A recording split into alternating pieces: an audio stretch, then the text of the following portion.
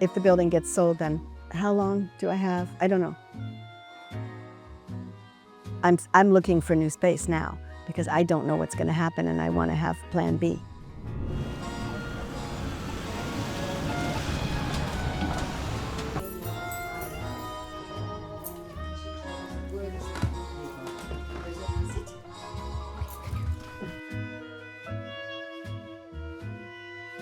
My name is Kristin Jones, and I am a visual artist. I do installations and works on paper, and a lot of public work in collaboration primarily. My name is Andrew Ginsel. I'm a visual artist who has worked in many media over the years in both public and private spaces. It's even more spectacular. Wow. We actually met on the loading dock of the First Shore Museum in Washington, D.C. This was 1981.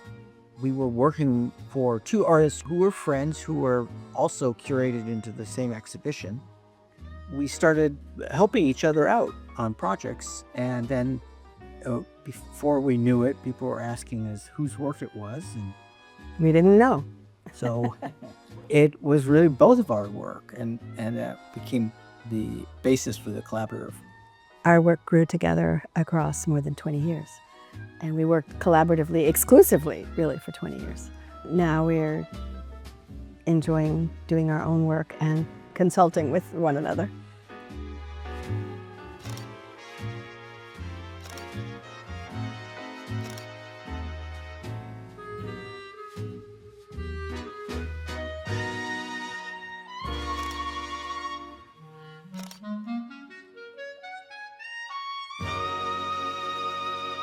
We were fortunate at a time when the notion of public art was relatively new, and there was an outreach into the artistic community, especially here in New York, but in other places as well, for artists who were working in installation and in various kinds of alternative means to the normal gallery situations. Can you tell me about your piece in Union Square? There was a controversy in the community, and the Municipal Art Society stepped in and said, hold it, hold it, hold it. We will run a competition, and you get to decide who the architect is. We'll put together a 25-member community commission, and you decide, but we will advise you. And then we became one of two finalists, ourselves and Frank Stella. And then we won by unanimous vote of the 25-member community commission, and were thrown into the pit. I mean, the Municipal Art Society was interested in this juxtaposition of Grand Central Station, where there's this classical clock and the classical mythological figures with the wings on the heels. So we wanted to make a clock for the city that spoke of the city. It's partly sort of inspired by Old Faithful, the Camel's Cigarette Man, and the Maxwell House Coffee Cup at Times Square, where there were these STEAM events that were so surprising. Took about 4.5 years total. The title Metronome was finished in 1999.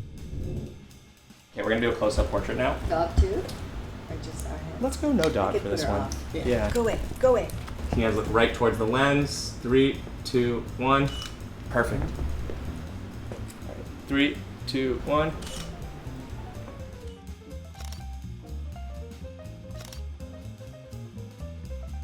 The West Village was a lot of small immigrant businesses. This area was Northern Italian and Portuguese primarily, definitely less gentrified. The meatpacking district was fascinating. You know, there was activity there all night long in the different sex scenes, and it was all chopped up into these parking lots with cars that were sort of shaking. This building was built probably around 1870. Apparently, it was an ice cream parlor. What? And the second floor was a community hall, kind of like a Odd Fellows or meeting hall.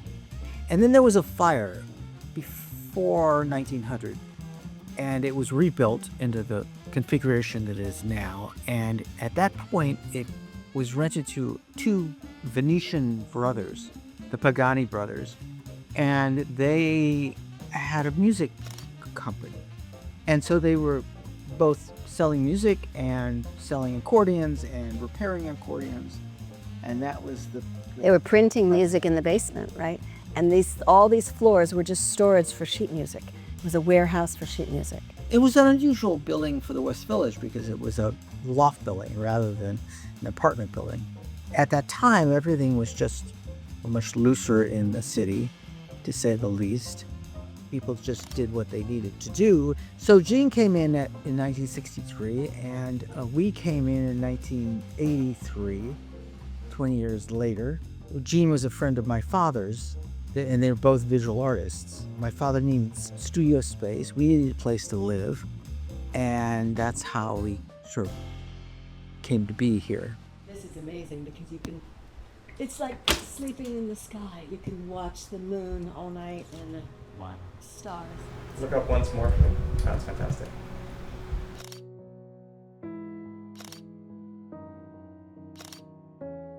Since before 1900, it's never really been in the real world, the real economic world or real estate world of New York. The 1/3 partnership that my family's been in, there's now an estate. And there is an effort for me to borrow the money to be able to buy out the estate. The only problem with that is money's very expensive right now. So we don't know whether it'll be possible to actually borrow the money and pay it back.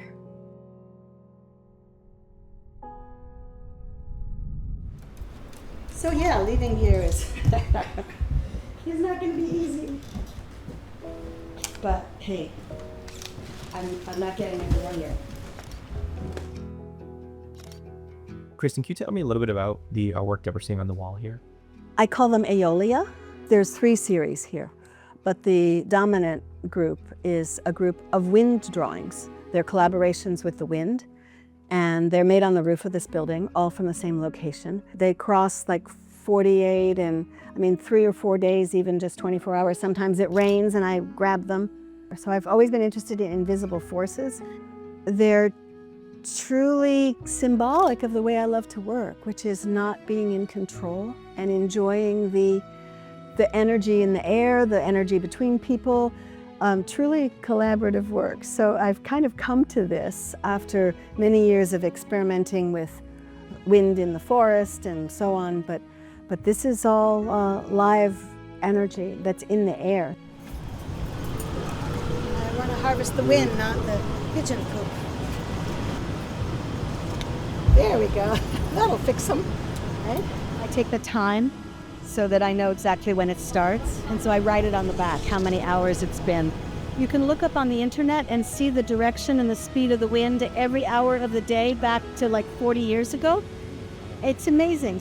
Because we're in the northern hemisphere, the dominant direction of the wind is northwest. So you see in most of these that there's a direction. Can I have a shot of you just like that on that corner? That's great. Fantastic. The invisible forces. Right towards the scaffolding. Perfect. Fantastic. Thank you, Kristin. The space has been great to live in this much light, but economically it's allowed us a huge privilege. We worked on a project for Stuyvesant High School, which is a magical collection of artifacts from all over the world, and the commission, hardly paid for our life. And the fact that we've lived here essentially rent-free, but having to, pay the taxes with the partner, it's allowed us both great freedom. It was essential. Speak about the last 40 years, and this is not just for us, but for many visual artists in the city, the space was critical. And it was much easier to spend a couple weeks working every month and then have the rest of the time off to do my own work. Yeah, living here has been a huge gift and allowed us, to maintain a sense of wonder.